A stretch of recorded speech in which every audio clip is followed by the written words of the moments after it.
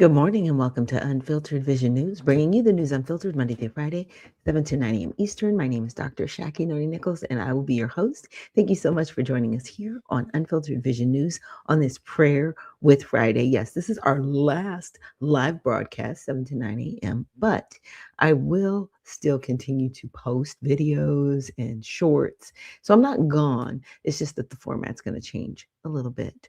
So with that, let's get into our Kids Corner.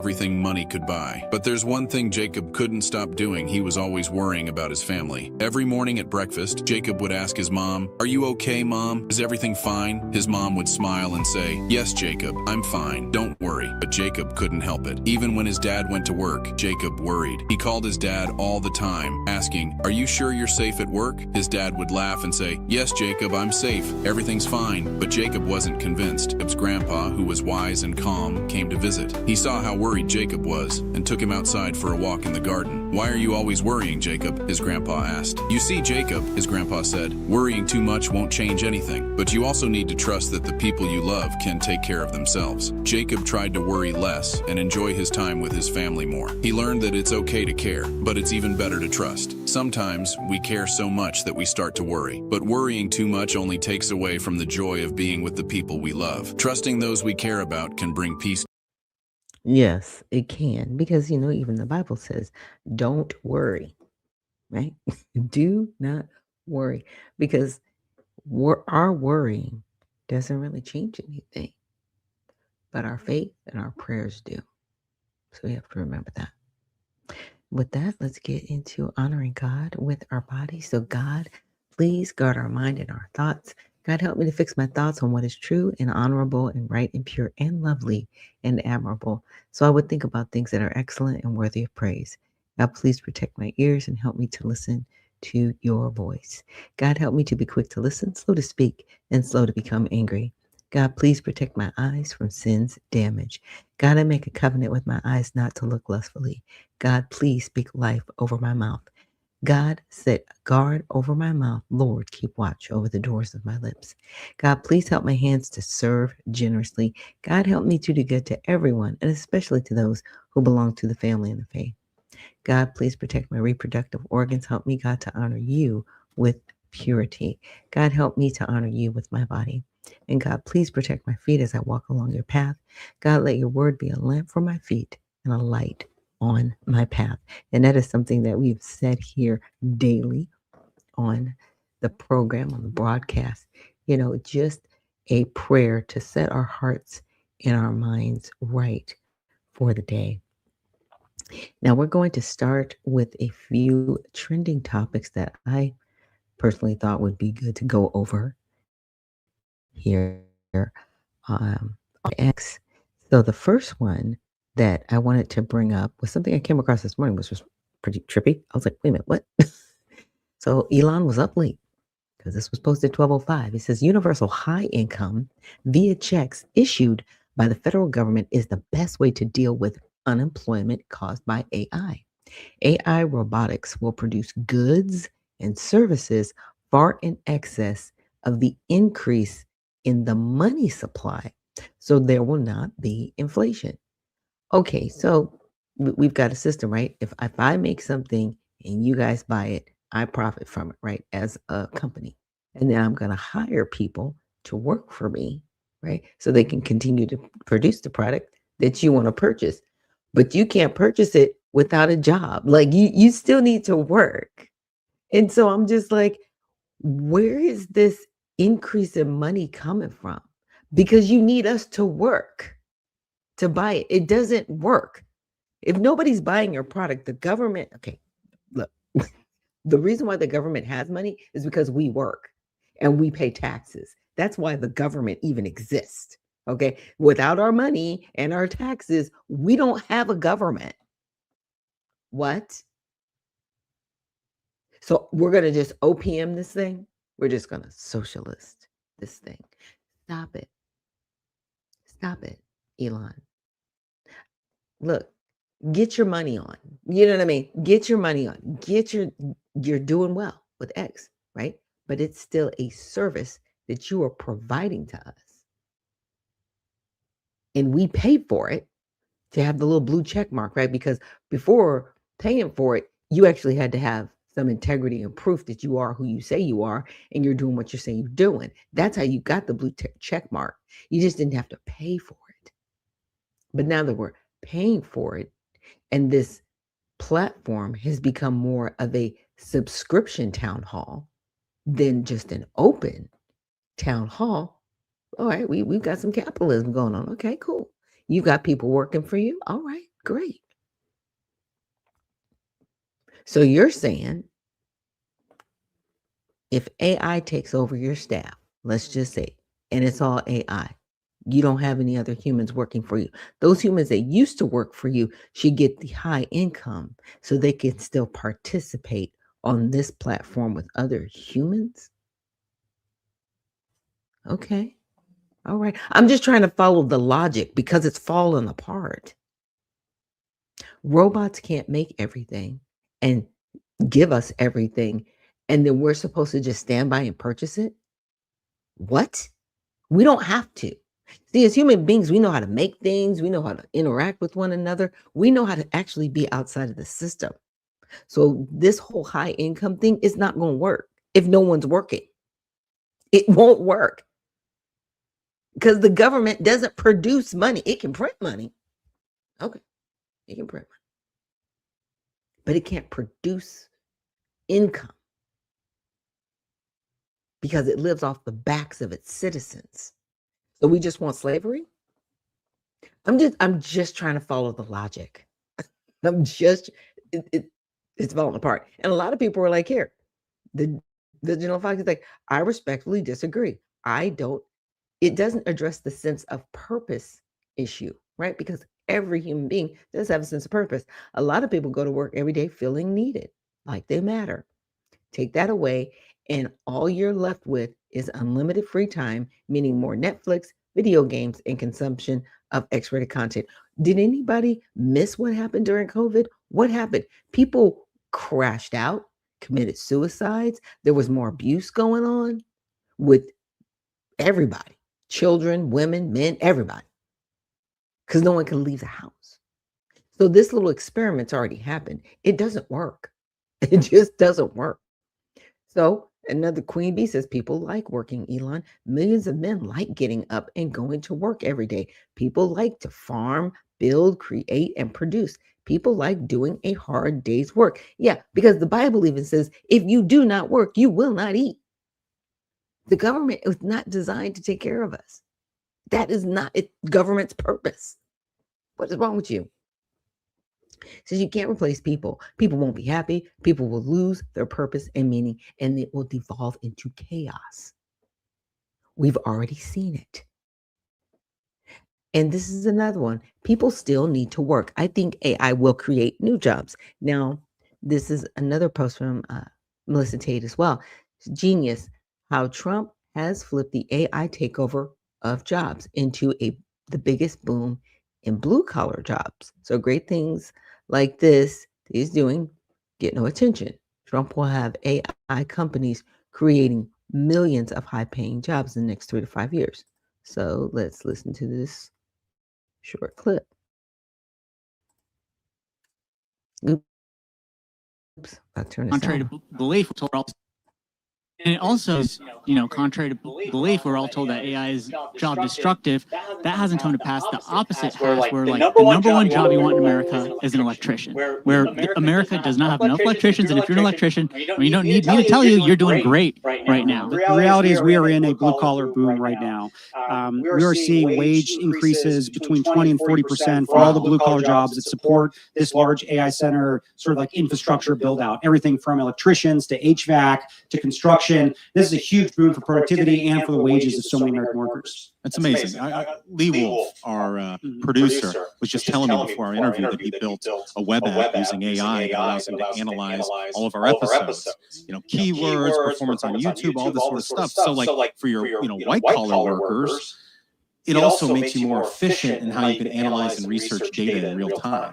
Absolutely. I think it's a huge unlock, particularly to small businesses. I guess you guys are experiencing it firsthand. But if you have an opportunity ever to talk to Administrator Leffler, who runs the SBA, she talks about this all the time, the impact that AI is having on so many small businesses across the country. And if you remember, the vast majority of Americans are actually employees of small businesses. And this is where you're going to see some of the biggest benefit. Yeah. So we're not going away. No UBI or UHI, you know. What is it? What was it? UBI was universal basic income, universal high income, no UHI. Nope, you need to put that on a t-shirt. And so, and also Wall Street Ape says our government is so corrupt, they just send illegals to checks and let American citizens starve. They're doing that already. The future could be awesome with Elon Musk's plans, or hell, if Democrats ever win another election. Yeah, it's like, it's crazy. And then the general, he said, AI, another Indian. AI isn't taking the jobs, foreigners are. We will tell the financial elite, you will own nothing and be happy. Yeah, because it's going to come back to a point. The small businesses are going to be the main businesses that employ people and that support people. Because see, all the large businesses, they're like, yeah, we're just going to have robots do all our jobs. You keep doing that. Keep doing that. Because what's happening is humanity is saying no. And we're shutting it down. And we're like, we're not doing this. What happened to Team Humanity, Elon? Huh? What happened to that conversation? All right, let's move on. This is another one that came in. The Supreme Court is reportedly about to gut the pro-Democrat race-based VRA, which is the Voting Rights Act congressional districts, and the decision could drop immediately. This would be huge.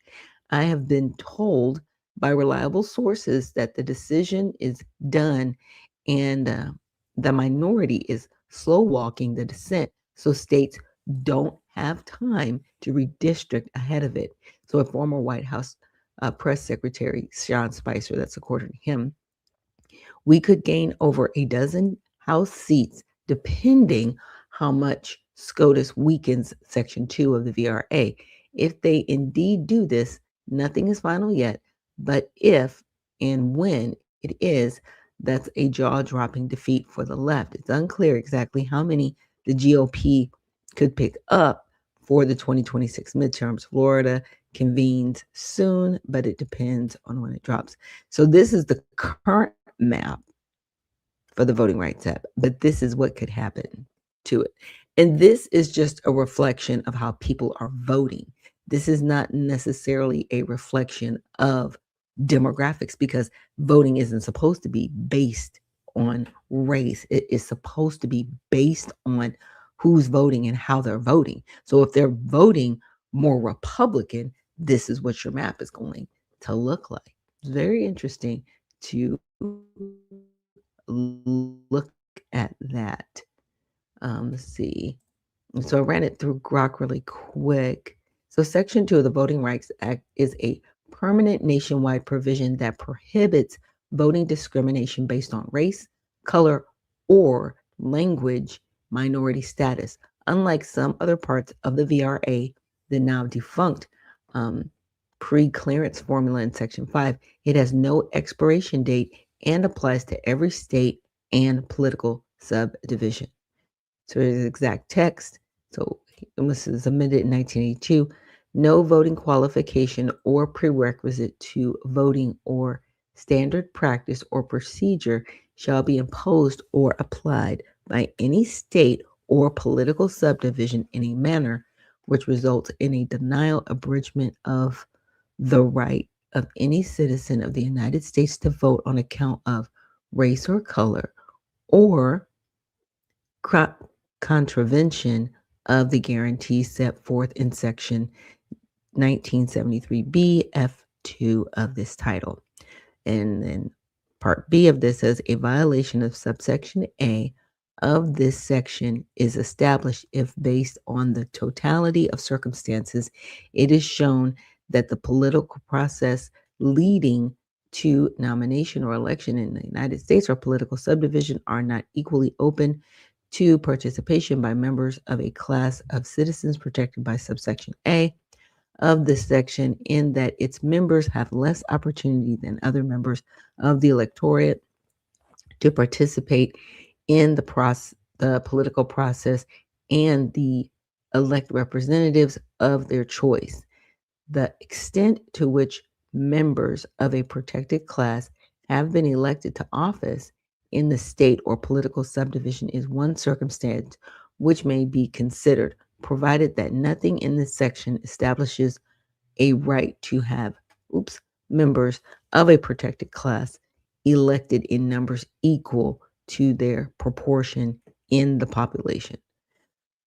Ugh, so confusing. So, in plain English, it uses results tests added by Congress. Plaintiffs do not need to prove discriminatory intent. It is enough to show that under the totality of circumstances, a voting practice or procedure, including redistricting maps, leaves protected groups with less opportunity to elect candidates of their choice. In redistricting cases, courts have interpreted this to prevent vote dilution, cracking or packing minority voters so their voting strength is weakened. The leading framework in this three-part Thornburg versus Giles in 1986, the minority group is sufficiently large and geographically compact to form a majority in a single member district. Now, we see this a lot, whether it's Republican or Democrat. I've seen this a lot, especially with Democrats. And then the group is politically cohesive and the majority votes sufficiently as a bloc to usually defeat the minority's preferred candidate. So, explicit disclaimer, Section 2 does not guarantee proportional representation by race. It is about equal opportunity, not equal outcomes. And again, if people are voting majority Republican, then they're voting majority Republican. Democrats, you're not doing your job. That's why you're not getting elected in certain instances. This is why the map is changing, right?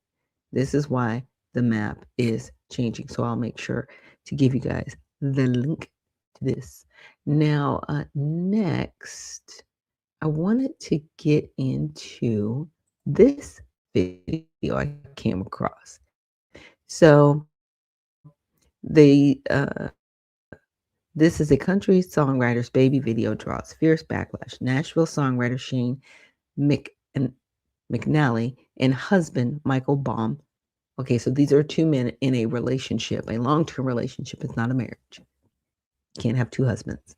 You can have a husband and a wife. Now, you can have a civil union. So I would say these two humans are in a civil union, shared a video of their son, Texan Ray, born October 26, 2025, seemingly saying mama when asked to choose between dada or pop. One dad replies, no, there's no mama, as the baby cries, with text overlays joking baby has two dads, choose neither. Conservative voices like Michael Knowles and Tim Pool called it horrifying and depraved, while defenders say it is just typical infant babbling and playful family fun. The clip highlights ongoing tensions over surrogacy and same-sex parenting with no response yet from the couple. So here is just the caption: two gay men in Nashville were sparking national outrage after recording a video of themselves mocking the baby they had via surrogacy as it cries for its mother. For content, who do you want? Dada or pop? Baby's mama? No, there's no mama. And then the baby cries. And it is very sad because, I was like, wow, so babies do actually have an innate connection, right?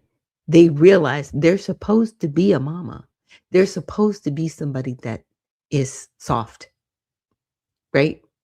That is why I'm missing this voice. You got to remember that surrogate, just because somebody's a surrogate, that's their mom. They've heard that voice. They've connected with that person, that human, that mother That's a connection. That's a bond that will never be broken. This baby, as an adult, will spend their life trying to find the person that gave birth to them. These men did not give birth. That woman did. And this is where it comes from. And it's like, is it controversial for same-sex couples to raise children? Yeah, it's very controversial because you are raising them in homes that aren't realistic to how they even got here. It took sperm and ovum to get them here. And they weren't made in a test tube. It was human being that was involved. That's why this baby is calling for his mother, because he knows she exists. Who do you want, Dada or Pop? No, Mama. Do you want Dada or Pop?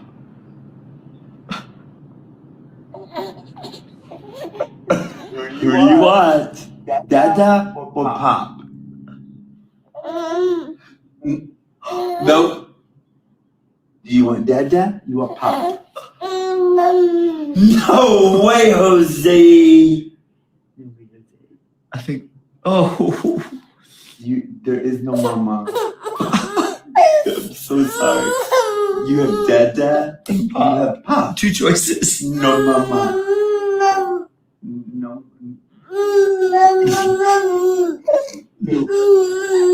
No Mama. Dada or Pop.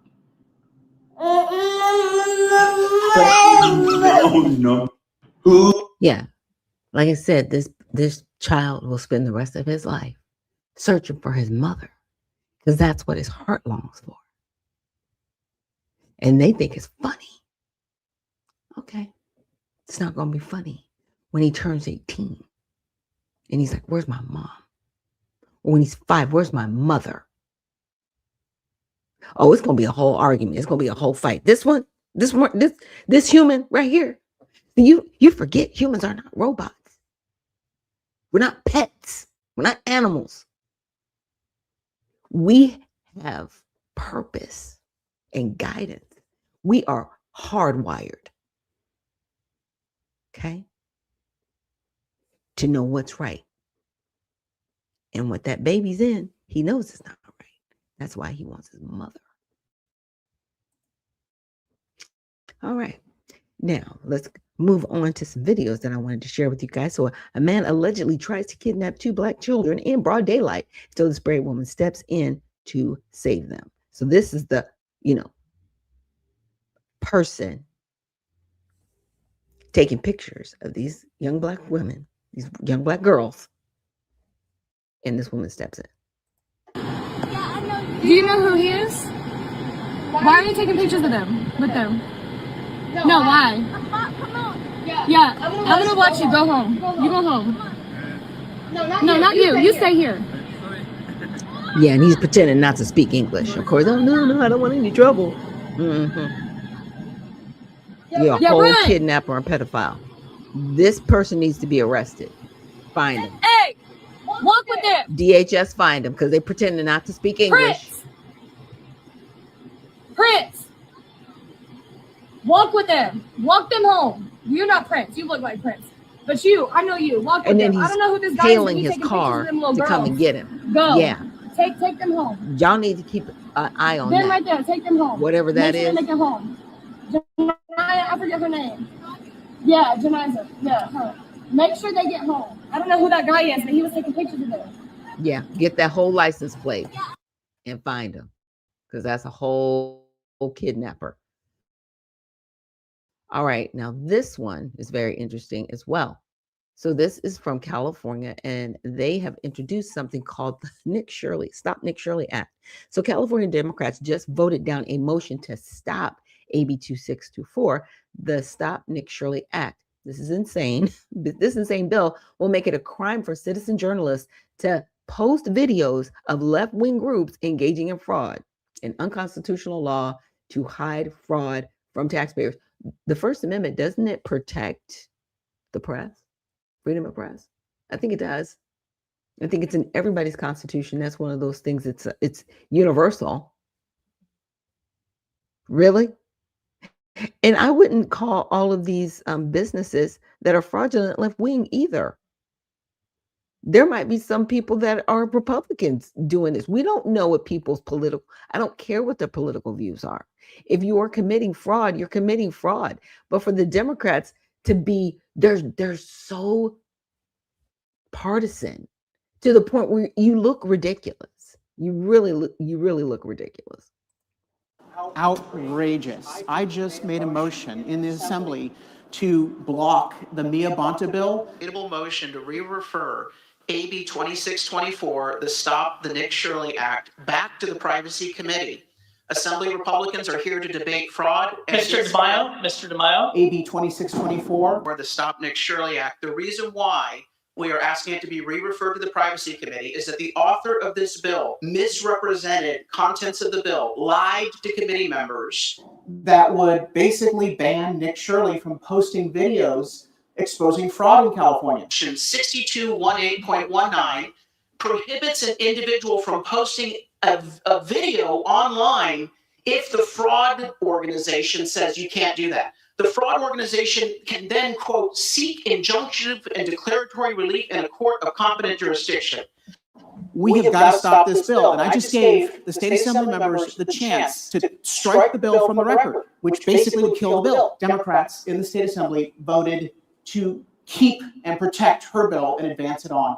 And as a result, the Privacy Committee was denied their opportunity to a fair vetting of the bill. I urge this body to send this bill back to the Privacy Committee. Call your legislators today. Call Governor Gavin Newsom. Read the language yourself. It is plain English. Protect freedom of speech. Expose the fraud happening in California that's costing taxpayers hundreds of billions of dollars. Help us defeat AB 2624. The Stop Nick Shirley Act. If the Privacy Committee had the proper, accurate, truthful information on the contents of this bill, that it never would have been referred out of the Privacy Committee. We need to empower investigative journalists. We need to expose the truth. It's up to you. I mean, insane. Okay. Oh, this one's really crazy, y'all. So Philly Mayor Sherelle Parker drops the mask. Let me pause the video and prep it. Drops the mask. How dare you tell me as mayor how to tax you? What? I don't know what to say. She's pushing a $1 per ride tax on every Uber and Lyft in the city to fund schools, while the district still faces a massive budget hole. Why are you facing a massive budget hole? Because you've got property tax, you've got state funding coming down. I don't think cities realize, but yes, the state does give you funding as well in your county and your city. So if you're in the hole, it's because of people like this misappropriating funds.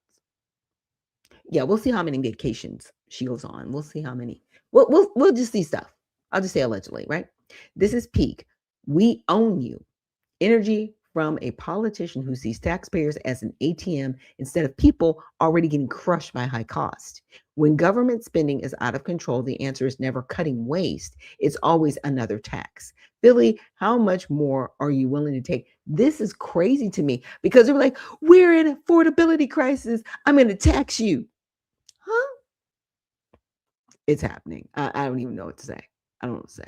We are open for business here, but how dare you tell me, as mayor of this city, to tell the people in this city that we cannot and should not enact what is one of the most limited powers that we have, and that is to decide how we will drive revenue to the school district of Philadelphia. We are open for business here, but how dare you tell me, as mayor of this city, to tell the people in this city that we cannot and should not enact what is one of the most limited powers that we have, and that is to decide how we will drive revenue to the school district of Philadelphia.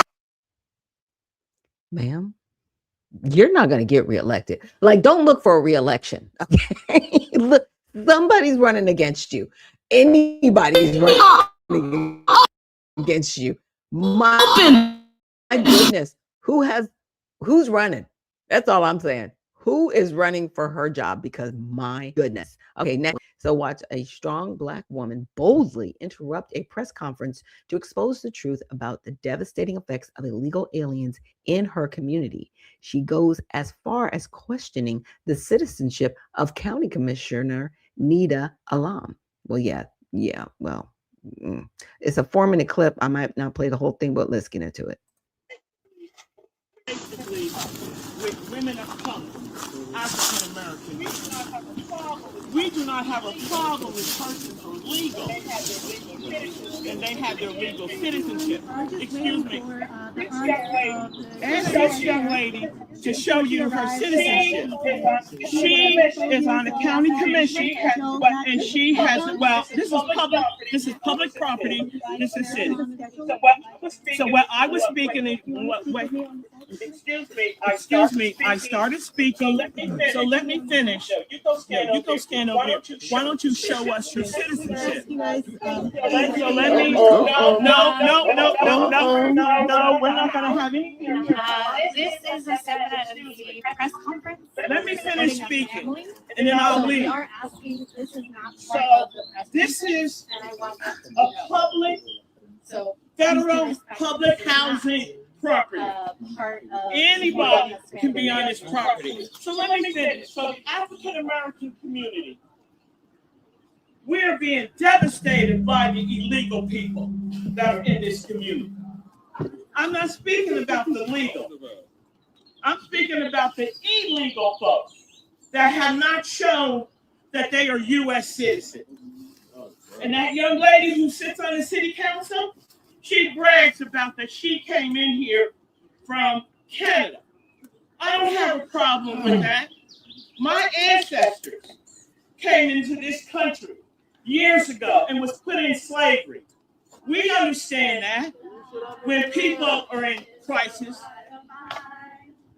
But what we want to talk about, when you allow so many illegal people to come here and not be U.S. citizens and get housing, get food stamps, you are devastating the African American community.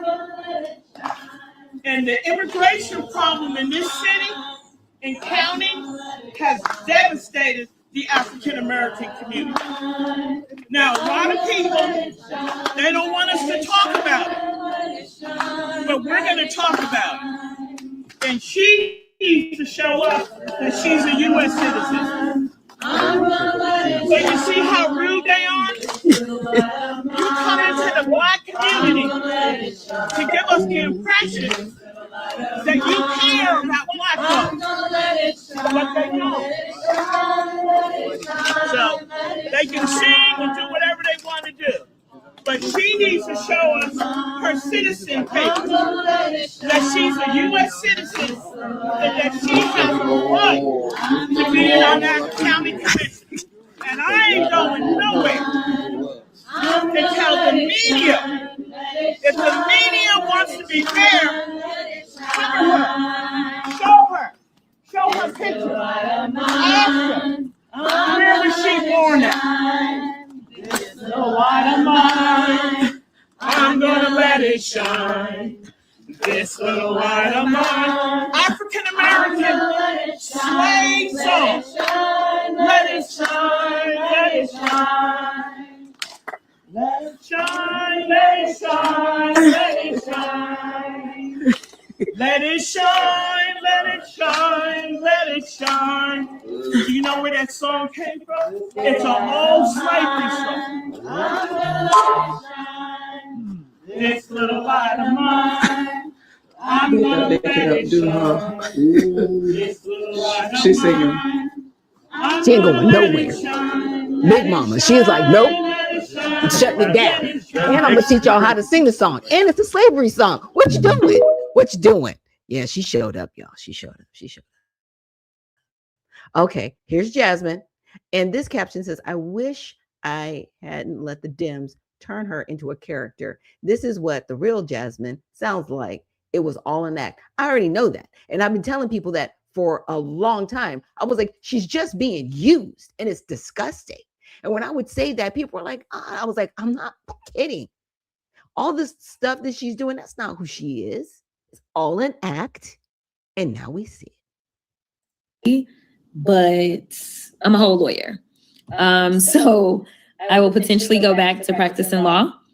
I'm engaged in conversations with some law firms about what that would look like.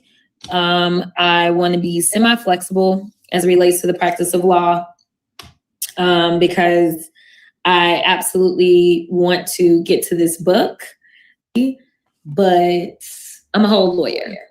Yeah, she is a lawyer. She is definitely a lawyer. Yeah, we're going to see some stuff from her later. All right. Now, Soros linked Hennepin County DA Mary Moriarty just filed arrest warrants for ICE agents. She's claiming they can be arrested anywhere nationwide. This must be immediately deemed null and void, and she should be removed from power. Here's the thing. A lot of these people who just are like, we don't like ICE. Why don't you like ICE? Huh? What are they doing? They are actually removing people that have deportation orders already because those people have refused to leave. You know how everybody laughs. It's like, how are people here like 10, 20 years? Because there's no enforcement to make them leave. That's why we have ICE, period. That's why we have ICE. Y'all, this is what we're doing. It's insane. I have not talked to any of you. I'm so sorry. I've just been going on with these videos. Oh my gosh, it's crazy. Amen to you as well.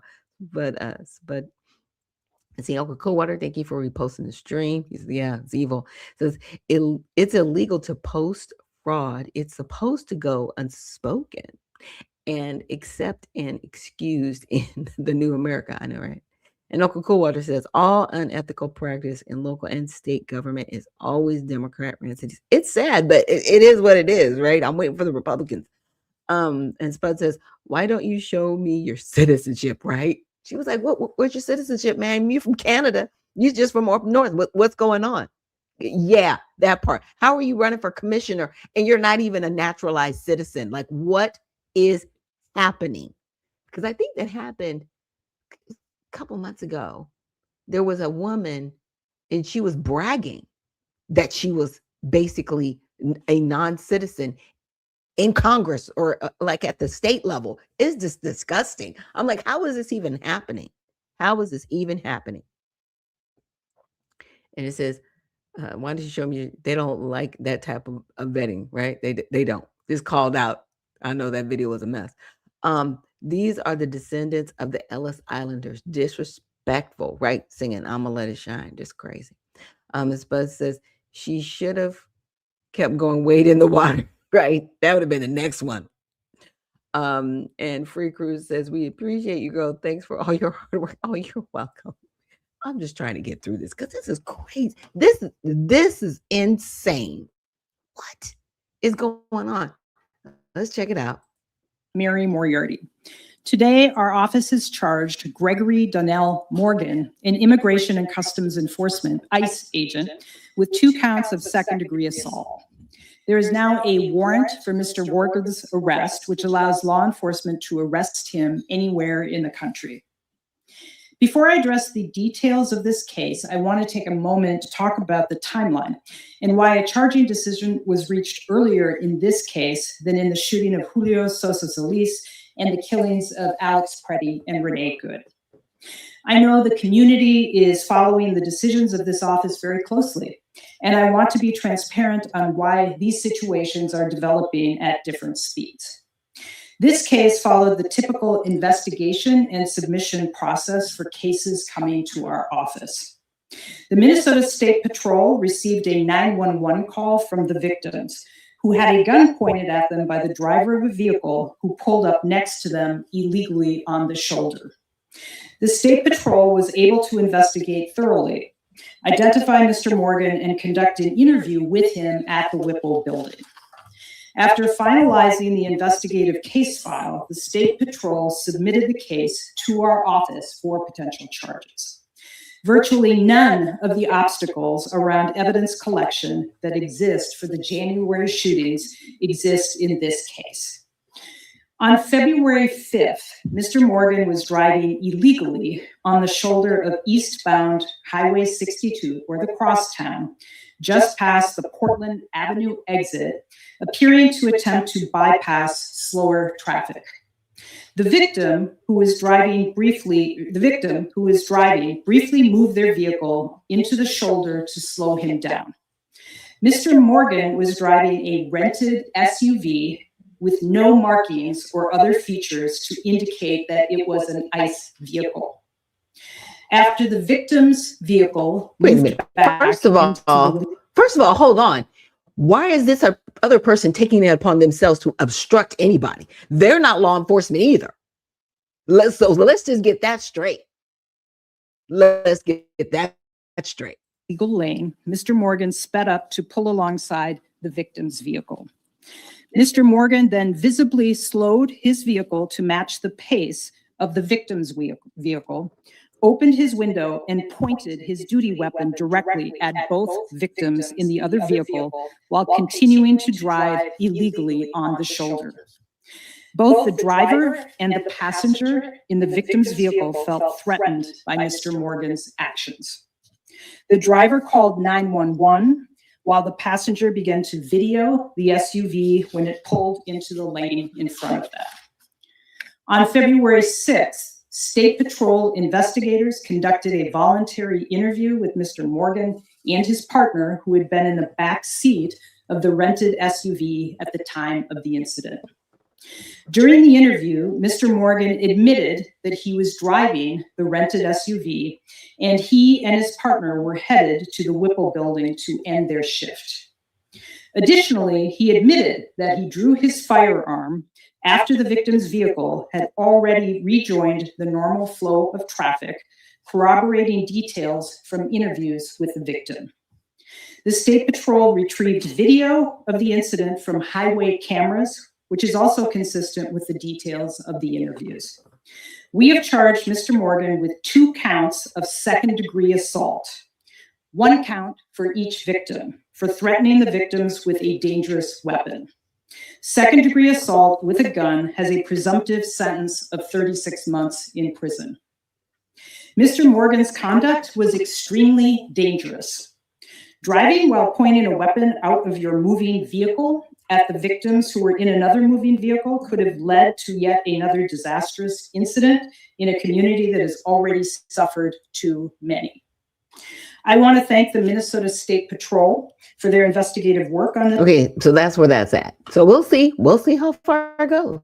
We will see how far this goes. Now, breaking, the House just passed a 3-year TPS extension for Haiti.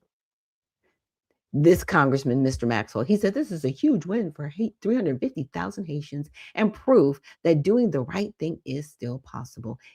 I'll never stop showing up and fighting for the people. Now on to the Senate. Who are you fighting for? Because you're not fighting for Americans. Haitians can go home. Go to your country. We are tired of taking care of you. You're living off the backs of United States citizens. You do not come with anything. And people are going to get mad. Well, they're melanated people. I don't care where you come from. I don't care if it's China. I don't care if it's Russia. I don't care if it's South Africa. If you come here and you do not have a job, you are nothing more than a leech. We are tired of taking care of people. Mr. Maxwell, you need to be replaced. Period. You need to be replaced. Let's see what he's got to say. Hey y'all, amazing news. I just got done voting. The House of Representatives has officially passed extending TPS for Haiti for 3 years. This is a huge win in a Republican Congress. And thank you so much to Congresswoman Ayanna Pressley for her leadership in putting this discharge petition forward. And I'm proud to have co-led this with her. We got Democrats and Republicans together to say it is immoral, it is unjust, it is not right to expel 350,000 of our Haitian brothers, sisters, and siblings. They're not our brothers, sisters, and siblings. To Haiti right now. What's going on? They're not our brothers, sisters, and siblings, but we know who you support. We know who you're fighting for because you're not fighting for us. Disgusting. And Haiti is so unique and so singular. There's a humanitarian crisis. Our country has to do more to help Haiti. But right now, we should not be expelling Yes, we should. 350,000 people. I want everybody to Haiti. gone. It's immoral. It's unjust. And I'm proud that Democrats and Republicans came together to say we're not going to expel 350,000 of our neighbors, our Haitian brothers, sisters, and siblings to Haiti right now when they're going through a humanitarian crisis. It's unjust. Not it's our fault. immoral. Not it's our problem. Evil. It's It not is. right. But And it's my not our hope is that problem. this gives you some hope, especially in this crazy time. We're not going to win every fight we get into. Yes, we will. Because we're going to replace every single Republican and Democrat on this planet. You are disgusting. We are exhausted. We're tired. Okay? This is who needs to be the next mayor of Los Angeles. A 12-minute video. I'm not going to play it, but you guys check her out. Her name is Tish Hyman. She says, I need $1 from all of you to get me where we want me, right? And that is in the mayoral seat. So check her out at hymanformayor.com. That's hymanformayor.com. And all she's asking for is $1. If you can do more, great. But let's support Tish. Okay. Now, wanted to get to this one. So this is Nick Sortor. He was there at the Capitol at 2:30 in the morning. I was like, bro, all right, get it. He says conservatives have blocked an attempt to ram through a 5-year extension of FISA in the dead of night, extending it by only 2 weeks. So let's check this out.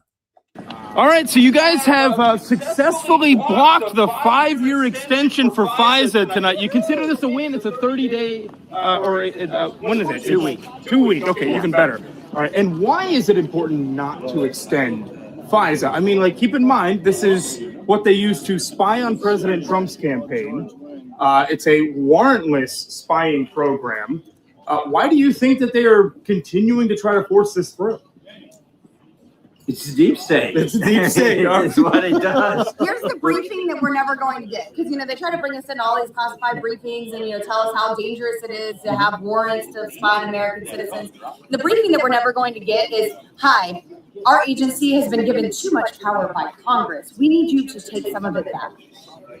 And today I went in the SCIF and saw 2 top secret documents that showed this program is getting worse, not better. Okay, so how does this, I just want to relate this a little bit to like the average American. How could this affect somebody like, your average Kentuckian, the place that you represent? How could FISA be passed again for 5 years? If you get on the government's shit list, bad list, naughty list, regardless of who is in the White House, right?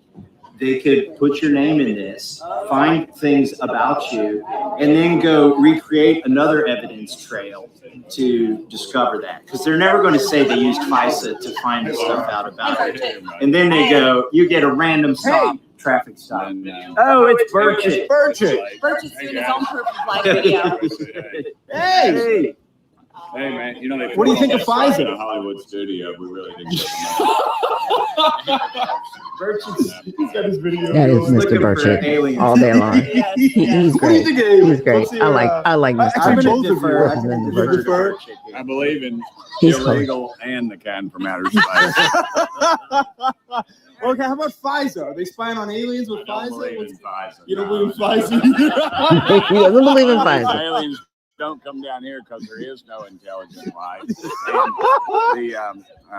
Anyway, I'm tired. So. I love this guy. I love all these people. He's I'm nice. seeing Nick. So we have some actual, the very few, there are 535 of you guys, but very few good ones. So just say that. Yeah. All right. So thank you guys. Have a good night. They were burning midnight oil. 2:30 in the morning. What y'all doing? Nothing good happens after 10 o'clock. I'm just saying. It's the thing. Nothing good happens after 10 p.m. Somebody calls you after 10 p.m., just wait till the next day. I'm just saying. Nothing good happens after 10 o'clock. Okay, so we've got some more videos to get into. I'm not going to play all of the videos for the sake of time, but I am just going to probably bring them up for the sake of context, right? So this one is a trip. At the Liberal Party of Canada's main convention in Montreal, a man named Patrick Piché, who's the former chief financial officer of Google Canada, suggested that Canadians who want to move to the United States with all their skills and talents should have to pay a tax of up to $500,000 for the privilege to move out of the country. Now, does that sound familiar? Oh, yeah, because they want it done in New York, California. I'm sure Illinois is next. They're like, okay, you can leave, but you've got to pay this massive tax. What? Oh, because see, they're losing the revenue that you were generating for them. See, I'm sorry, this has become disgusting. The 16th Amendment needs to be completely abolished. They need to abolish it. It needs to be outlawed. It needs to be removed from the amendment section because it says that they can charge an income tax on people. It's slavery. It's debt slavery. It's still slavery. That's slavery. What are you doing? What are you doing? And you're the very people like, oh my God, slavery is so bad. It is, because you're doing it right now. Crazy. Long thread off of X by Miad Maleki. I think, I'm sorry if I mispronounce your name, sir. And it's a 10 points about the success, the economic success of the blockade, the U.S. blockade. Would you like to take that on, my friend? Well, I like that article because it was analytical and empirical. What he was saying were certain aspects that people had forgotten that they are receiving in their aggregate income about, was it 430 something million a day, Jack? In Yeah, oil, fourth. petrochemicals, and just to say the collective economic damage. yes, collective is that 435 yes. million. And a you can day. see how, because there's everything they have from washing machines to tires that has to be imported, and you can stop everything if you control the Strait of Hormuz. And everybody talks about, well, they have the Caspian Sea or they have a port on the other side of the strait, like the Gulf of Oman. No, that he points out that those are very minuscule areas of oil export. The big enchilada is Karg Island. Unfortunately for the Iranians, it's way deep in the Persian Gulf. So they came up with the idea they want to blockade that, fine. And they say, we're only going to let pro-Iranian ships in, fine. But they don't have the wherewithal to enforce that. If they send out their narcotic-like PT boats, the warthogs, they can destroy them. If they try to blanket the Gulf states and Israel with missiles, Trump will lay the blow. He will take out their dual-use generation and stuff, and that will stop that very quickly. So what Trump basically did, Jack, is he said, okay, blockade. Good idea, but you're the wrong people blockading it. We're going to have a blockade, but we're going to borrow your idea that it's selective.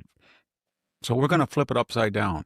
You say nobody but pro-Iranian people can come in. We're going to say nobody but anti-Iranian are going to come in. So any ship, and they're going to have a problem with China because that's 80% of the ships coming in to get the oil will be Chinese. But they're going to have to turn back. That'll be explosive if they try to do it. I think eventually Trump will do it, and China will get angry, and we'll see what happens. But we have the wherewithal to stop it. And a couple of things are going to happen, as he points out. They don't have the storage capacity just to keep pumping oil and add it into Karg Island, big fuel storage depots, or into ships that are idle there. At some point, very quickly, in a matter of days, they're going to fill all those things up. And as he points out, with oil wells, if you just shut them down, they have to be maintained and they get water seepage, and it's very hard and expensive to reboot them. So that it's a very intricate process. And he said they're not going to be able to have any petrochemical or oil income because they're not diversified with their ports like the Saudis are or the Emirates. And he made another good point. I had written about that this morning, but I wrote it a couple of days ago, that they don't understand the Gulf. They think it's going to be forever 20% of the world's oil leaves. And therefore they are critical because you've got to go close to their shore, and they're going to and they just keep talking about that. And while they're talking, they don't see the world is changing, and it's changing rapidly. The Saudis now export most of their oil to the Red Sea. If the Houthis get orders to stop it, well, Trump bombed them for 56 days. And he hit the Israelis and the Americans can shut down their power, their water, everything if they try that.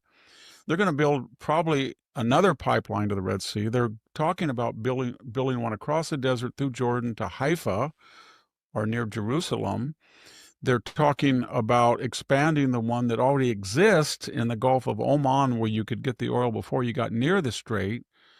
And at the same time, they think that nobody will touch their oil because it's critical to the world price. Maybe, maybe not 1 or 2 million barrels a day, but Ukraine and Russia are talking about a ceasefire. You put Russian oil at full capacity on the market. You put Venezuela, which is increasing every day a little bit, their oil output, and Trump says he's going to have another 1 million barrels.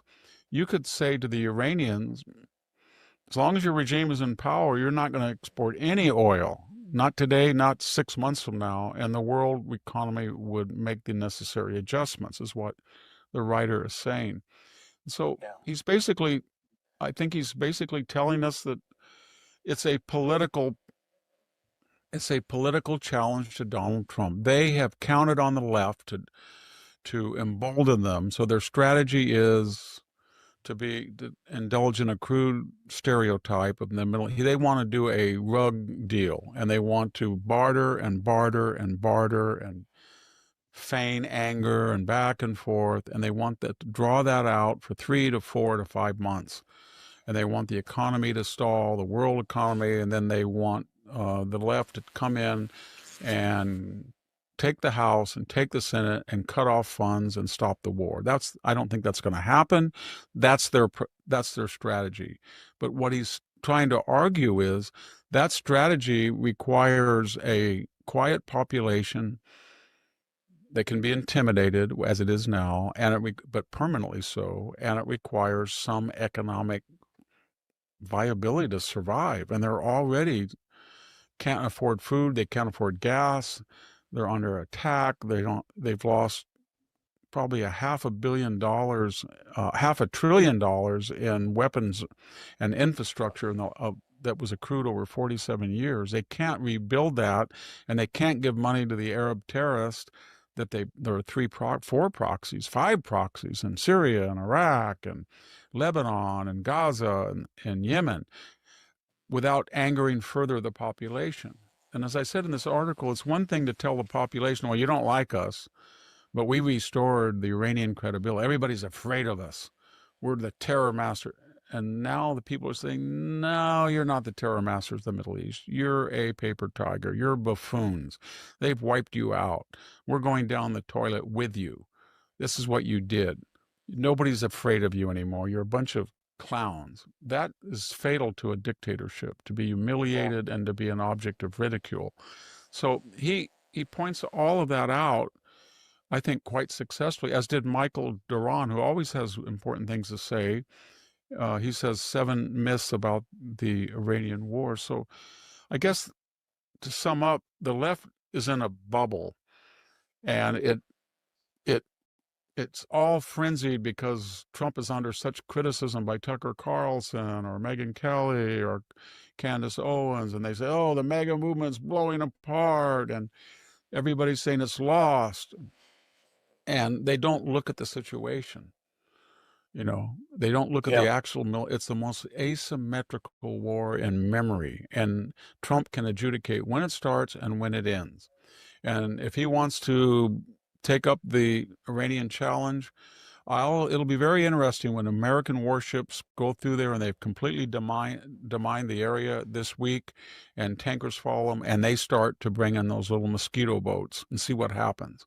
I think you'll see a whole fleet of warthogs in the air, and they will blast them out of the water, and I think they will hit any missile within 2 or 3 minutes. They'll know where it was launched. They'll take that out, but they're not going to stop there. They're going to tell them. Yeah, and I'll leave I'll make sure to post a link so you guys can watch the rest of the video, but he's definitely on track. You know, I'm checking out the Daily Signal and Promethean, and even, checking out, Fox and, CNBC, just all of the major outlets and how they are covering this conflict. And it's still all coming back to economics, right? And they're like, people are going to starve. They are going to starve. And Iran needs to act right. And they're not. Okay? Israel needs to act right. And I know they're not. They keep bombing people out. Like, I need y'all to sit down somewhere and stop. But that's what's happening. So there's a lot of moving parts going on. But at the end of the day, we need to be a little bit selfish as Americans. Right? That's all I'm saying. We need to be a little bit more selfish for us first. Playing that video of that young congressman. He's like, yeah, we're going to keep 350,000 people here. That's not helping us. That's not helping anybody. They need to go home. They were ordered to go home. They need to go home. Temporary status does not mean 12 years. Okay. It's 18 months. That's it. It's a year and a half. And if your country isn't set right in a year and a half, not my problem. That's when it's not my problem. That's your country's problem. And they need to figure it out and fix it. You need to go home. We are here because there are people that intrinsically they hate America to its core. It's okay. You can hate it, but you need to leave. And you need to definitely not be in our Congress. So with that, we're going to check out some video testimony that was done. And the first one is Jasmine Crockett addressing angel families, and then an angel mom referring to, you're like, what are these angel moms? These are individuals whose children have been murdered by people that are here illegally, which is the fault of all of Congress. I'm not going to say past, present administrations, all of Congress. Okay. It's your fault these people are here. Because it does trickle down to the states. It does trickle down to the cities. And there is one party in particular that wants illegal immigration. Say it with your chest. That's all I'm saying. Does the gentleman yield back? Yep, yield back. Thank you. I thank the gentleman. With that, I recognize the ranking member, Jasmine Crockett. Thank you so much. And I hear your rage, and I don't have children and literally have never lost a child nor had one injured to actually, really be in your shoes. But one thing that I can tell you about the redirection is because so often what we see happen is politicians play games. The reality is that if you are talking about a sanctuary city, then we're talking about city government. We're talking about local control, something that the Republicans used to espouse that they believed in. They used to believe in whoever lives in that city, you elect who is going to run that city. And that city, whether it's the police department, which is the police department and law enforcement that make the decisions about what they do. We don't pick the police chief for any given city. Not on the federal level. That comes from the city level. That comes from whoever the people of that city actually. And she's not wrong. She's right. The problem is the ideology of the Democratic Party. It's the ideology of even some Republicans that agree with what the Democrats are doing. That's the problem. This all comes back to ideology. She's right. They don't choose who's there, but they follow what you're doing. They follow what they see you've put in place. You're not absolved of any of this. Your hands are bloody, Jasmine Crockett, because you voted for some of this. It's your fault. It is, because you sat up there and you caped for illegals. Oh, you did this. You are not absolved, ma'am. You will not Pontius Pilate this, but that's what this statement is doing. Elect to represent them. I believe in local control. Same thing, I live in Texas too. And baby, I wish I didn't have to deal with Governor Greg Abbott, but local control dictates that he is the governor of our state. And therefore we have state reps, we have state senators, and we have a governor, and we have county elected officials and city elected officials. We are sitting in Washington, DC right now. We are on the federal level. So what I believe in is something that the Republicans used to scream, which is local control. So when we're having a conversation and a hearing about the human toll, the title specifically is the human toll of sanctuary policies, stories from victims and families, my deal is we aren't the ones that decide what cities do. So what they've decided to do is they've decided to play on your pain. And that is why I am frustrated. Because hear me when I say this. I have seen people, whether it was an American citizen or not, that killed your child or harmed your child, I believe it's wrong.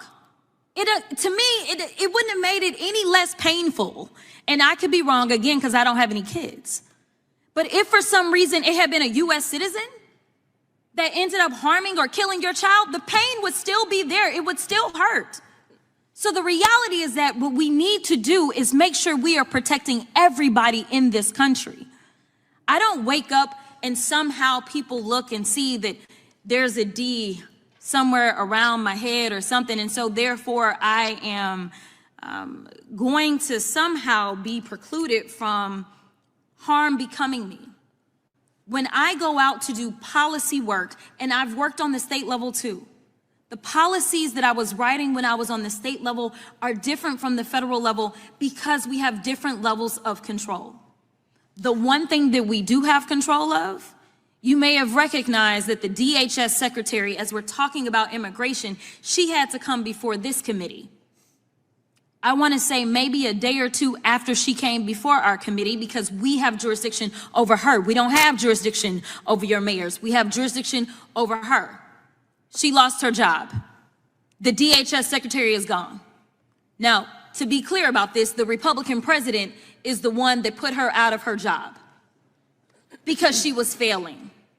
So the reason that my colleagues have brought these things up, and this isn't to say that the harm and the hurt that you are feeling, that you should not be feeling that. It is wrong. Again, even as a criminal defense attorney, I can't tell you how many times I was begging clients to enter pleas. In fact, it literally made me remember a case that I had with a guy who was a veteran. He had served this country. He ended up being put on some new medication, and he also ended up drinking with that medication. Now, the medication had a warning on the bottle. But he went out, he drove, and he killed someone's mother. That client told me he had no criminal history. He told me over and over and over, he said, just give me whatever they're gonna give me. They offered him the max, which was 20 years, and I could not in good conscience, knowing that a jury would not give him the max. The only reason we went to trial is because the prosecutor wanted to be so greedy. That jury did not give him 20. He was willing to take 15 years. I am here to tell you that it is never right to break any of our laws. So the reason that we have gone down the line and the reason that we brought Mr. Romanucci is because we actually have control over CBP and DHS. It's just, and ICE. It's just that these guys don't want to exacerbate, use that control. They sit there and they allow U.S. citizens and non-U.S. citizens to have their rights violated, and that is something within our purview. If I lived in one of your cities, in fact, I am in Dallas. Dallas has a Republican mayor. To be a sanctuary city doesn't necessarily mean that you provide sanctuary. It means that you're not going to do the federal government's job. That's what it means. They are local law enforcement. And what it means is that they are not going to sit there and do the job of federal agents. That is what a sanctuary. She is so disingenuous. First of all, if somebody has deportation orders, they need to be deported. How difficult is that? And that does happen at the state level. It's a federal issue. It's a federal court in your state that says this person needs to leave. DHS is there to remove that person because they refuse to leave. And you're saying, well, the local,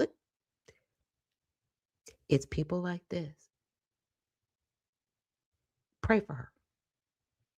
City means, but to be clear again, and I have more articles, the city of Houston was not, when you talk about someone being a sanctuary city, it is an official policy that they are following. It can't be that it's one person. It's the official policy of the city. Otherwise, it doesn't work if it's just one person. I will yield. Thank you, Mr. Chairman, for your indulgence. Sure. Yes, gentleman is recognized. Thank God she won't be back next Congress, but like Just Okay, you to got it. answer Ms. I probably broke, by the way, they're not laws. I probably broke all kinds of rules today, just so you know, and I don't care, When Ms. Crockett said she doesn't have children, so she doesn't know, I mean, we're not wired to process the type of tragedy that we're living. We're not. There are no words. I will tell you, it does feel different when an illegal immigrant kills your children than it does an American because it was preventable. It feels different. Not that I know that because I have had an American kill a child, but when something's preventable and your life is ruined from something that's preventable, it does hit a little different than what I would imagine it would feel like just a regular casualty. Loss in itself is so difficult. So let's just clear the air. The border is a federal issue. So yes, Ms. Crockett, is your job, and it's the job of the House and the Senate and the president, especially the president. It's in the job description. You're supposed to protect the border, period. And if you have a rogue legislation, which we've had for decades, again, I'm not going to pin it on Biden, Obama, Carter, Reagan, Truman, any of them. The bottom line is, it's the job of the federal government to ensure we have closed borders. The states are picking up the slack. And you're trying to, well, it's not their job to do the federal government's job. You're right. It's not. Because the federal government has failed all of us massively. All of you need to be in prison. I always go back to that, right? Always. There's no words. Loss is loss. It is very tragic. What we're dealing with when it's preventable, when these people have done something and they weren't asked to leave. If I were to go to Honduras, where the woman who killed our children is from, and I would kill 2 teenagers there, I'm not getting any rights from the Hondurans. They're not giving me rights. It's different. This is preventable. So I think it does hit a little different when our tragedy is preventable. Thank you. Thank you. Yeah. And she's not wrong. Now, this next one is Representative Johnson. I've met this person. I met this representative. And he's a real human being. I just want to say that. I recognize the gentleman from Georgia, Mr. Hank Johnson. Thank you, Mr. Chairman. I'm so sorry for what has happened to your children. I cannot imagine what you've gone through, and no parent should have to go through what you have gone through. All victims of violent crime deserve justice, but this hearing is not about justice. It's entitled "The Human Toll of Sanctuary Policies, Stories from Victims and Families." We could very well have done a hearing on the human toll of the Trump MAGA tax cuts on 17 million Americans who got their health care access and food security ripped out from under them so that the wealthiest billionaires in this country could get another tax cut. Or we could have entitled this hearing or had a hearing on the human toll of Trump's stupid war with Iran and how it's making life increasingly unaffordable for people here in America, except for the wealthiest Americans. They can pay whatever the price is. We could have had a hearing on the human toll of Trump's desperate cover-up of the Epstein files, the toll that that has played on the victims of that international child sex abuse ring. But no, we are here today, and not to cast any aspersions on any of you for testifying, but this is a Steve Miller-approved hearing whose sole aim is to stir up passion and bias and prejudice against immigrants who are people of color. Now, I mean, we have had mass murder after mass murder in this country perpetrated by all kinds of people. But I just want to talk about those that have been perpetrated by white males. Robert Card opened fire at a bowling alley in Lewistown, Maine, killing 18 people, wounding 13. Peyton Gendron, white supremacist, killed 10 people in a racist attack at a supermarket in Buffalo, New York. Randy Stair, a 32-year-old suspected of killing a family of 4 in Romeoville, Illinois. Richard Dale Crum, a 52-year-old man in Arcabutler, Mississippi, who shot and killed 6 people, including his ex-wife and stepfather. 38-year-old Courtney Gordon, who stabbed 4 relatives, including 2 children, to death in New York City. And I could go on in terms of tragedies and victims of tragedy who could be brought here to talk about this MAGA Republican failure to do anything about gun control. You know, I mean, so this is, even the fact that Mr. Romanucci, you are seated number 3 instead of number 4. I mean, normally the 3 Republican witnesses would be seated together, not sandwiching the Democratic witness in between you, but you know, you got sandwiched today for the dramatic effect of it. It's all politics, and it's unfortunate what my friends here on the other side of the aisle are perpetrating. Mr.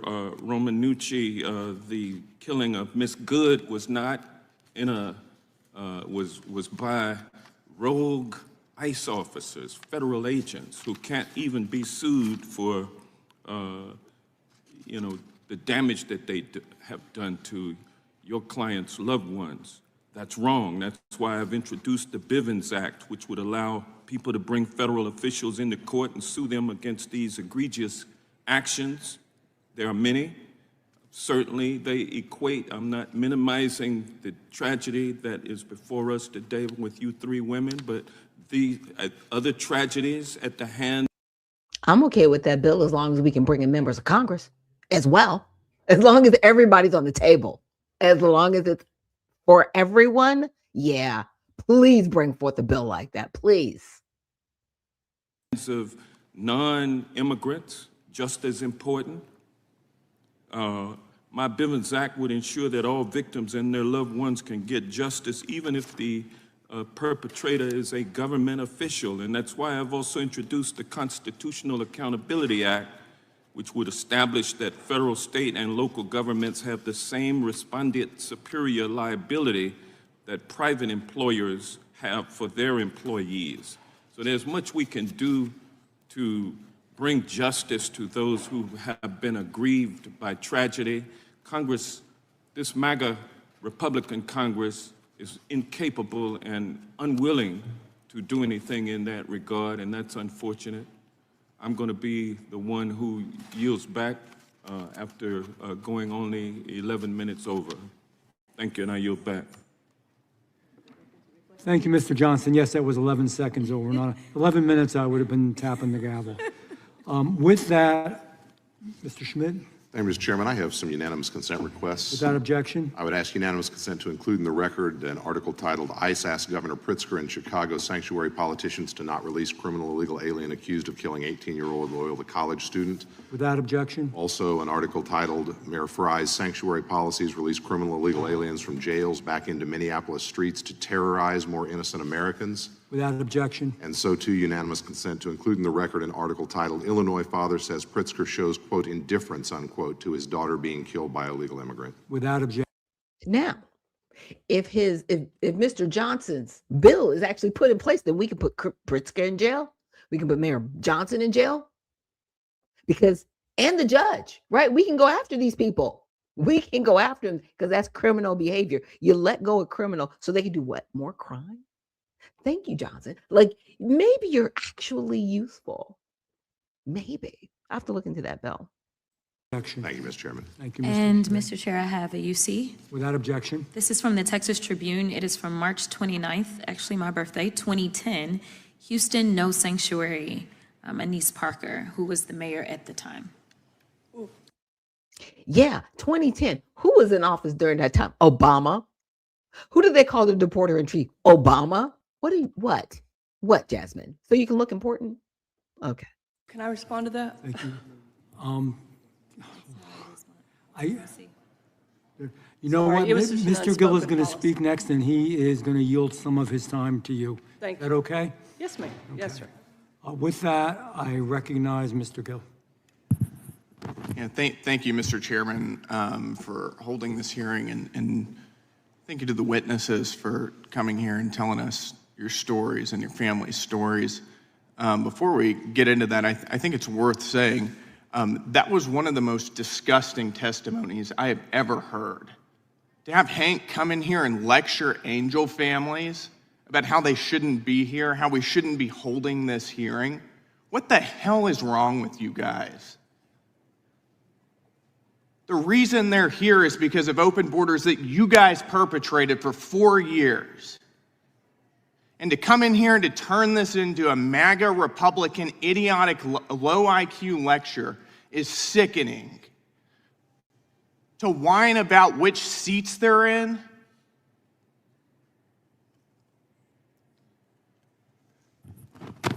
it's disgusting. That said, I'd like to give you guys a chance to respond to some of the things that you've heard, and I'll start with you, Ms. Wilkerson. Thank you. I just wanted to say that it was a spoken policy of Houston to be a sanctuary. It wasn't written at that point, and so the suburbs around Houston followed that same policy. And Anise Parker's kind of laughable to me. This hearing could also be about why we're not, or people aren't voting. You know, there's a slush fund for people up here in these places that have committed crimes, or people have said, oh, you've raped and stuff. But, you know, this hearing could have been about that too, but it's not. It's about our kids that we lost, and about the very fact that Sanctuary City Policies is creating a haven for people that came to this country illegally. Thank you. You can put me in whatever order, in whatever seat. My tragedy is never going to be okay. I will be last, I will be first, I will be 42nd seat, if that's what you want. But we're so used to hearing everyone tell us, but we're sorry, please, here are condolences, but this hearing should be about this. This hearing should be about me, but it's not. Today's our day. Hear us. Leave your butts in your seat. I don't want to hear your butts. Our tragedies are disgusting. I still wait for my children to come home. It's not real to me. My 11-year-old, my 16-year-old, they're waiting for their car to come home with Brady and Hallie in it, because guess what? It's evidence. We can't have that back yet. My garage stall is empty. So the girls say, Mom, we still think they're gonna come home and tell us all about the concert and celebrating their anniversary. Because the car's not here. They'll come home, won't they? We can't pick a headstone because that makes it too real. But you can sit here and tell us about what kind of hearing this should be. Renee Good is not the same as Angel Family. She made a choice. She left her home that day, made the choice. Brady and Hallie didn't get a choice. Carissa didn't get a choice. Joshua didn't get a choice. They are living American laws, the American dream. They're trying to make this place better, and they were stolen by somebody who doesn't care. But give me all your butts. I'm used to it. I don't know if anybody has noticed, but I am not white. I wake up brown every day. I'm not sure what race has to do with any of this. There's 4 kids that we talked about today, and y'all can't seem to stay on topic for what? An hour of your time? You got to bring up what about? No, we're talking about these 4 kids. We're talking about angel families. Stay on topic. I don't want to talk about Epstein right now. That's another hearing. I don't want to talk about ICE detainees. That's another hearing. Right now, today, we're talking about sanctuary policies and how they have wrecked our families. Y'all come and y'all feed Carissa. You get her up from her bed using a crane. And then you tell me and lecture me what this hearing should be about. That's what happened to our daughter. Ms. Wilkerson, we have a little bit more time. Would you like to have the floor to respond to anything else you've heard today? I just have to agree with them both. You know, this hearing could be about anything, and I appreciate that they want to get some things on record, but it's not what it's about today. It's about American citizens who parents try to do the right thing. You know, I stayed at home mom because I wanted to give Josh my values, my kids my values, and teach them right from wrong, take them to church. And you get almost through to that point, and then somebody that shouldn't even have been here just steals their life right out from under you. You'll never understand the pain. I pray that you don't understand the pain. And it's about giving a group of people sanctuary from the law. Nobody gets sanctuary from the law. It's absolutely ridiculous. It's hard to believe we're sitting here begging you to obey the laws that y'all made. I mean, there are laws in the books. If we just start with that, we'd be better off if we just start enforcing those. But nobody gets sanctuary from the law. You know how to stay, you know how to not get killed by the police. Don't get involved in something they're doing.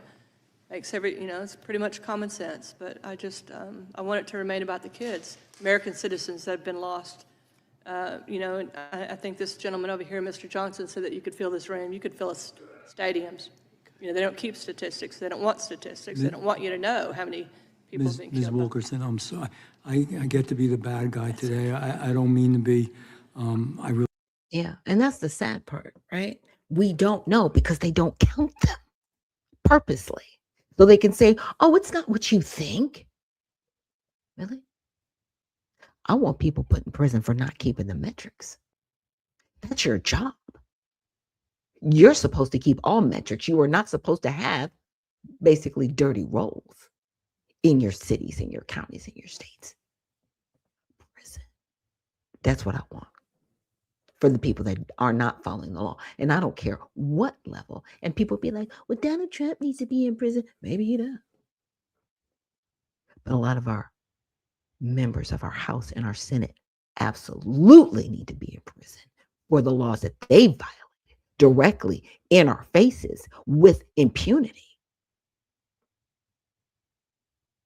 Donald Trump doesn't write laws. He doesn't. The legislatures do. House and Senate at the federal level, House and Senate at the state level. Mayors, commissioners, they get to make policies. And they have to enforce the law because that's their job, and they're not doing their jobs. And American lives are being lost because they refuse to do their jobs. That's why those parents were there. Because they are proof that people are not following the law. And that's disgusting.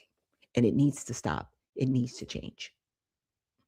And we will be right back after this quick break. Thank you so much for joining me here on Unfiltered Vision News, and we will see you on the other side.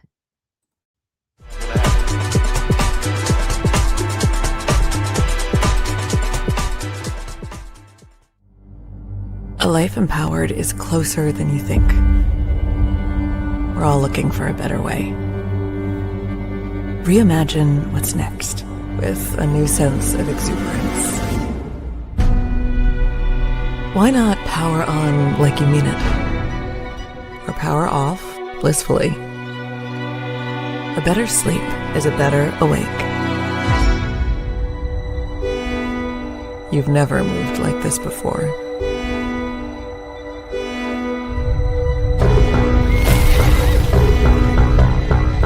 With the energy nature intended. Imagine reprogramming the way you look at the speed of science.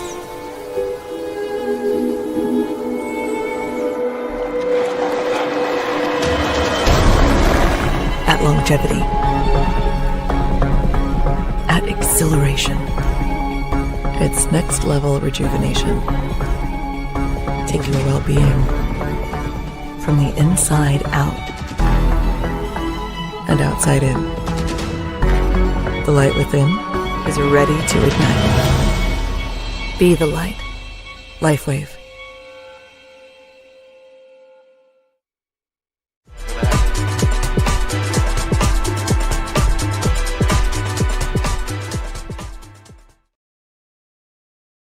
And we are back. Thank you so much for joining me here on Unfiltered Vision News, bringing you the news unfiltered Monday through Friday, 7 to 9 a.m. Eastern. My name is Dr. Ashaki Noni Nichols, and I will be your host. So we've got a few videos, more videos to get into this morning. One, it talks about Biden exposed, and it's kind of interesting because it's still talking about immigration. The suspect in a string of deadly attacks in Georgia, as a man from the UK who became a naturalized citizen under Joe Biden is charged with killing two people, including DHS employee Lauren Bullis. She was shot and stabbed to death while just walking her dog. Former acting DHS Secretary Chad Wolf is here with us. Here's what Secretary Mullen, the new Secretary of Homeland Security, said to Laura Ingraham last night. This individual not just had a pattern of criminal activity, but his pattern was every April. Every April, he had escalated his criminal activity. And the Biden administration knew this. The law enforcement knew this, and they decided not to just deport him, but they allowed him to become a citizen, and then he escalated it to the point he did now. Chad, what should we make of this? Well, obviously very, very concerning, and I think it's a little bit of an indictment on the procedures on how you naturalize someone and the vetting that takes place. If that's accurate, and I believe he was naturalized in 2022 or 2023. Yes. And the Biden administration knew about these criminal convictions, or at least these alleged incidents. You don't naturalize someone. You don't allow that process to go through. And so I think that's really what needs to be looked at now. If they didn't know that and the vetting didn't catch it, also very concerning. So I think there's a number of things here, and I think the Trump administration over the last, I'd say 14 months or so, have been criticized, I think unrightfully or not correctly, because they want to go deeper into individuals' backgrounds. They want to do a more thorough vetting of individuals, not just folks illegally coming into the country, but also legally that are here or coming in on certain types of visas. And we hear outcry from the left that you can't do that, or it's wrong, or we somehow dislike everyone coming to the country. It's not the case, but you need to understand who's coming into the country and for what reason. It's interesting to have Secretary Mullen And I just go back to, they're trying to flood the zone.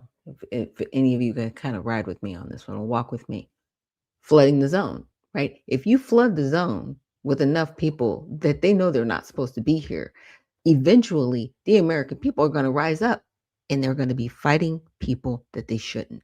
We should be fighting with our congressmen, council, commissioners, mayors, House and state Senate representatives, all the way up the chain.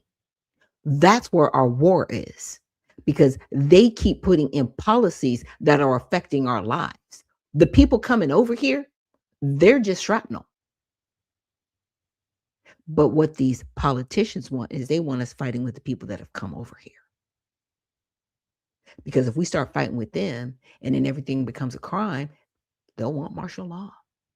They'll be like, see, American people, you're just not compassionate enough. And if you don't stop using my tax dollars to pay for somebody else, if you don't get your boot up off my neck, I need you to go somewhere. That's my issue with these politicians.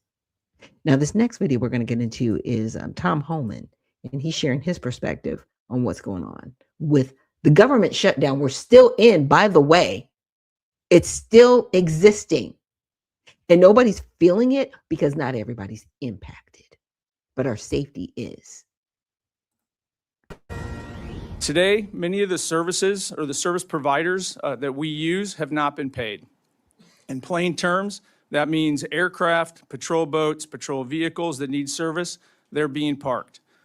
Border surveillance equipment that requires maintenance is offline until funding is appropriated. Our confidential human sources are not being paid, and we're at risk of losing some of our intelligence tools that help us secure the border. Border Patrol and ICE officials testifying today in Congress at a House budget hearing as their teams continue to go without funding. The partial government shutdown now in day 61.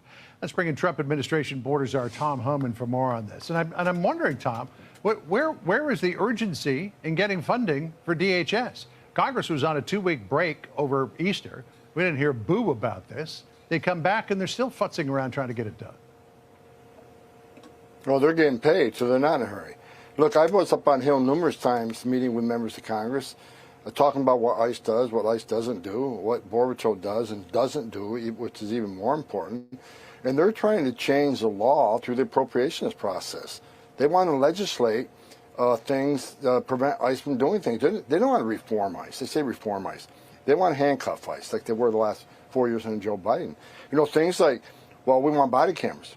Well, we already addressed the body cameras. We're implementing nationwide. Matter of fact, the funding you're holding up is going to give us $120 million to buy more body cameras. They want to talk about sensitive location. You know, can't arrest illegal aliens in sensitive locations. And I responded, well, give me one instance where you arrested an alien inside of a hospital, inside of a church, or inside of elementary school. What's the problem? You can't point to one instance that happened. The only one that violated the sanctity of a church was John Lemon and his group. So, you know, they want to change the law through appropriation, what's never been done before. If they don't like what ICE is doing, then legislate new laws and put it in federal statute, and that's what we'll do. Tom, Sandra here, what is your warning as far as the consequences? And that is the one thing, to Tom Homan's point, that they still haven't done. If you don't like the law that was put in place in 2000 and what was it, 2002 right now? Yeah, 2002, because this was done under Patriot Act, right? This is how we got ICE. That's how we got ANTH and ICE.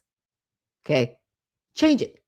But change it there. Don't use the budget and trying to put things in a budget, because those things can go away and they can be overturned. It's really idiotic. If you're that passionate, fix it. But you're not. Because you know, if you did, the blood on your hands would be massive. There was already blood on your hands, but it would be even worse. You have no moral compass, Democratic Party, none. You've lost the argument. You have become the pariah. And you've done it to yourselves. If DHS is not funded? We're in a situation right now with what's going on in the world. We're in a heightened threat posture right now. All hands should be on deck. And Rodney Scott, CBP commissioner, we just showed him testifying. He's exactly right. A lot of what we do is done by contractors, right? We're cops.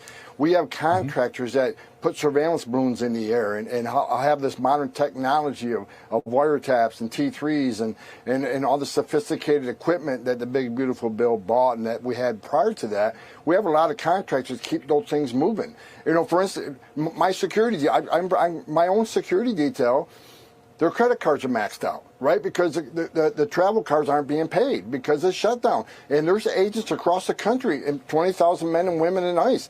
They travel a lot doing these criminal investigations, and credit cards are being maxed out. So it's really putting a dent in how we're enforcing law, especially during the time of a heightened threat posture, because what's going on in the world, national security is extremely important right now. It should be a nonpartisan issue to fund the Department of Homeland Security. I don't get it.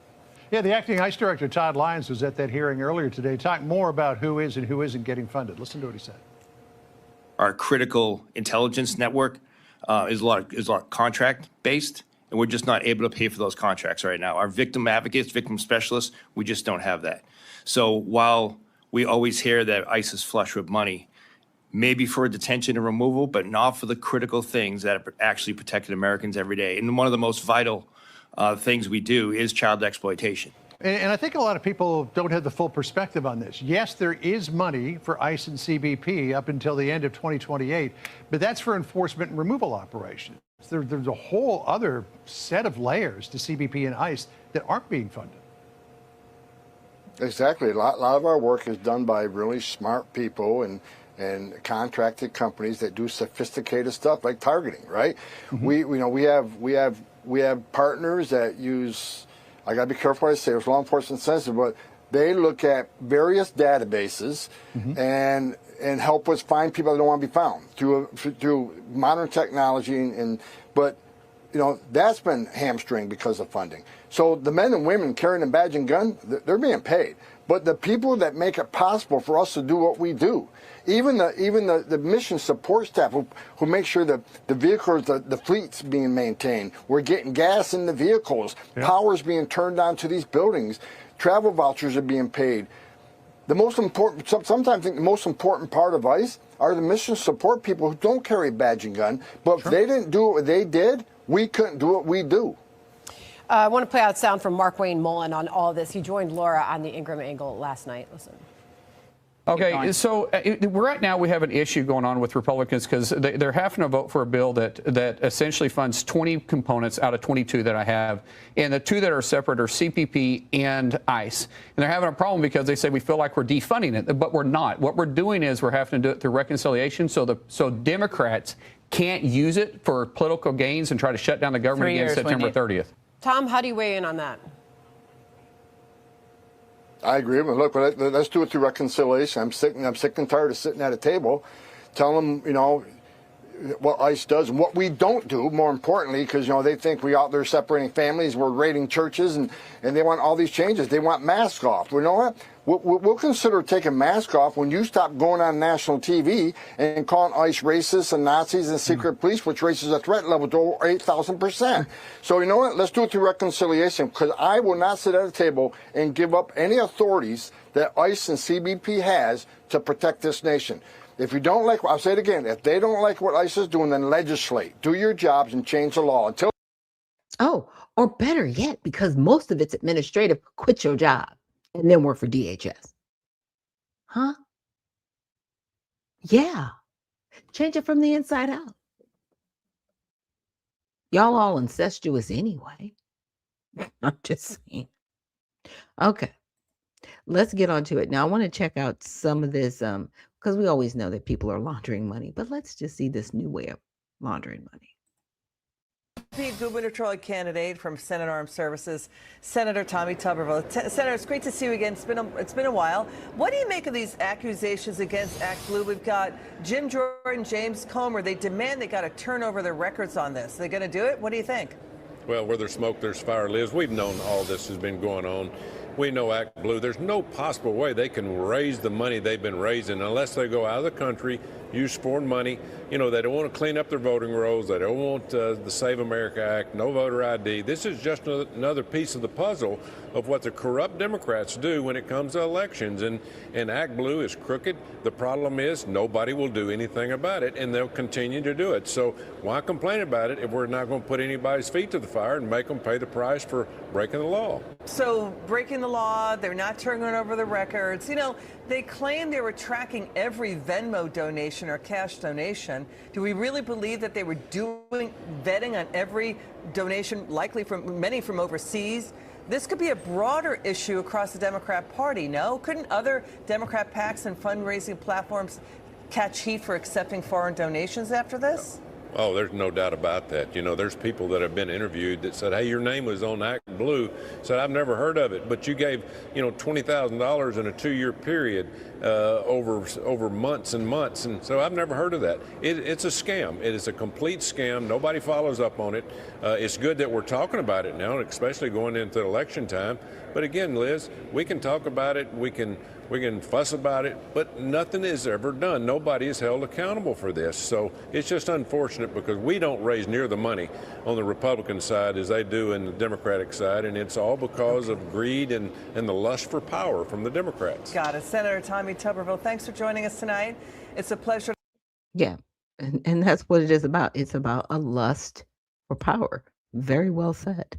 All right, now we're going to get into just a little bit of this video because there's another one I want to get to. And then we got to get into our prayer for our Prayer with Friday because we have a lot of prayer about. This is Ilhan Omar. It says she exposed, but it's really looking at her character behind what she's doing. And she needs to be really quiet right now because a case is being made against her. I don't think she realizes it. And I'm just saying the arrogance is real with this one. Ilhan Omar under investigation after racking up millions while she was in Congress. Senior national correspondent Kevin Cork has it. What's up, Kevin? Good to see you, my friend. What's the old saying? Follow the money? Well, that's precisely what the House Oversight Committee is doing. They are probing squad member Ilhan Omar's skyrocketing family wealth, Jesse, especially in the wake of that $9 billion, some would argue $19 billion, Somali social services fraud scandal that exploded in her district in Minnesota. The Oversight Chair, James Comer, says his team's lawyers are exploring the extraordinary step of subpoenaing Omar's spouse over his curious business practices. Republicans want to know how the Somali-born Omar and her politically connected husband, Tim Minette, went from being nearly broke to being worth around $30 million in just a year, according to her 2024 disclosure forms. Quoting Comer now, there are a lot of questions as to how her husband accumulated so much wealth over the past 2 years. It's not possible. It's not. And he's a money guy. Minette and his partner, Will Haler, back in 2022, formed an investment firm, Jesse, named Rose Lake Capital. They had $42 in their bank account at the time, but in a year, up to $25 million, according to Omar's filing. By the way, he also has a wine business that went from next to nothing to millions on its books. Not surprisingly, associates were so perplexed about the irregularities, they brought information and attention to the feds to, look into it. Now, for her part, the Congresswoman has repeatedly, and I say defiantly, denied any wrongdoing while being also careful to criticize the ongoing probe. But, sometimes they say, Jesse, the ones who yell the loudest have the most to hide. Well, innocent until proven guilty. I'm sure everything was perfectly legal. We're just checking to find out. Kevin, good to see you. She's been under investigation since 2023. So this is not a Trump issue. She was under investigation when this was under the Biden administration. That's when this started. It's 2026 now. To actually do that, you be boo-hooing and crying racism, right? You go on national television, which is what she does, right? She goes on national television, just like her colleagues, and she be boo-hooing and crying. Nancy Mace dropped off a ticket to my door to send me back to Somalia. This is racist and bigoted, right? This is what you'll be doing, right? And he's not wrong. Now, this is the last video I want to get to before we end our Prayer with Friday. And definitely a lot to pray about. Wild and should terrify you if you're a Catholic. You should be going, well, you should be rethinking everything.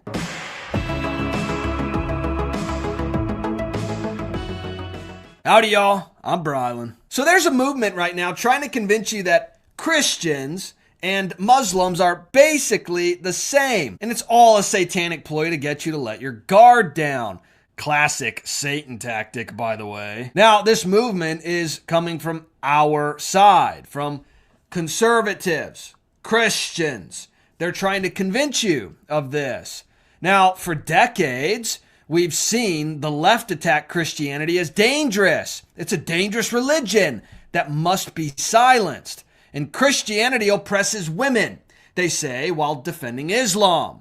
I already checked. No, the irony does not get any thicker. Now, again, for decades, and especially over the last handful of years, we have seen a concerted effort from the left to try to be more inclusive of Islam as a society. They have indoctrinated countless people, especially young people through the education system, into believing that Christianity is bad, Islam is good. It's incredible to see radical leftists spew all of their woke talking points and in the same breath praise Muslims and say we should embrace their views. Again, it's a satanic trick to cause confusion. While the left scream for women's rights and LGB and TWAN everything, they want to flood America with a religion that would literally seek the death of those who advocate those things. Again, the irony doesn't get any thicker. However, we're seeing something happen today that will have far more dire consequences if Protestant evangelical Christians remain silent, which unfortunately we're really good at remaining silent. Now, Pope Francis pushed heavily for the Catholic Church to embrace other religions. In fact, I have several videos on this. You can go watch The Pope Said This Before Falling Deathly Ill, as well as what they won't tell you about the death of Pope Francis. But what we're seeing lately from Pope Leo and several prominent conservatives is truly stunning and setting up the way for Antichrist. Yes, even people on the right who not long ago were trustworthy are pushing a satanic lie that will destroy America as we know it. In this video, I'm going to show you all of this and more. But first, I want to share something with you that could change your life for the better. All right, let's be honest for a second. You know the cost of living Jesus. Islam reveres him as a major prophet and messenger of the Lord, believes he performed miracles, and states that he will return to earth to defeat the Antichrist. That's why Donald Trump's painting depicting himself as the Son of God offended the president of Iran. It was an attack on his religion as well as Christianity. That's just insane. Don't miss the part where he's actually defending Islam first. You know, it's hard to sit here and make a video like this about Tucker. It's heartbreaking. Absolutely heartbreaking. And you know, for a while now, Tucker has alluded to Islam is not the issue. This is over here. And it started to feel like he was kind of becoming a Muslim apologist. But of course, he would deny that. He claims to be a born-again Christian. However, many influential conservatives are echoing what Tucker is saying about Islam. And honestly, they're showing their true colors, sadly. This is so bizarre and shows that obviously there is demonic work at play here. By the way, it's literally a part of their religion to use tactics like this to invade societies and turn. So I will definitely link the rest of the video. But at the end of it, yes, Catholicism has decided to merge with Islam. Yeah. Yeah. What do they call it? Christendom or something like that. Yeah. Yeah. Yeah. So for any of you out there that are Catholic, which is interesting to me, because how is Catholicism over the Bible? But you figured that out. It's like, how do you have Catholics and Christians? Because they're not being disciples. Because Jesus didn't call anybody to be Catholic, by the way. Called you to be a disciple. Okay? The Great Commission. That's it. That's it. He did not call anybody to be Christians. He did not call anybody to be Catholics, Baptists, Protestants, none of this. He said disciple. That's it. That's it. And I want to read this comment from Uncle Coolwater. He says, it's not them. It's the ancestors that are having them speak when they should be quiet. Everybody will be exposed according to the ancestors. And then he also says all these scammers that are associated with the Democratic Party doing so based on they thought that Kamala was going to be the president and all of it would have been swept under the rug. Oh, it would have been more than swept under. It would have been destroyed. There would have been no evidence. But see, God is greater. And, you know, this is messy. And I know a lot of people are like, well, it's all. Look, have you ever walked into a home that's been, you know, kind of run over and destroyed? And it's going to be messy. You're going to lift up a carpet and there's going to be a whole bunch of little roaches that come out. It's nasty. Okay. And that's what's being exposed. People are being exposed for what they've been doing for decades, and it's gross. And we're seeing it, and we're like, oh my gosh, I can't believe this is happening. It's been happening under our noses. We just didn't know about it. But God is bringing it all out. So again, like I said, we have a lot to pray for. So let's get into it. God, thank you so much for this day. Thank you so much for this prayer with Friday. We're just praying Thanksgiving and cover going into the weekend. God, we're praying for safety for those that will be traveling. Father, we know that the weather's definitely changing and people will be on the roads more. Father, we're just praying for their safety. We're praying for mental and emotional and spiritual safety as well. God, please watch over us. There's so many hearts that are broken, lives that have been lost, crimes that have been perpetrated, and laws violated. Just so much. But again, at the end of the day, you are so much greater. Thank you for our lives, as crazy as they are. Father, thank you for everything that you're doing for us and everything that you will continue to do. Thank you for giving us life so that we can do better. Because as long as we are above ground, we have an opportunity to love you and love others, Father. And we just pray all these things in your Son, Jesus, Yeshua's name. We pray. Amen.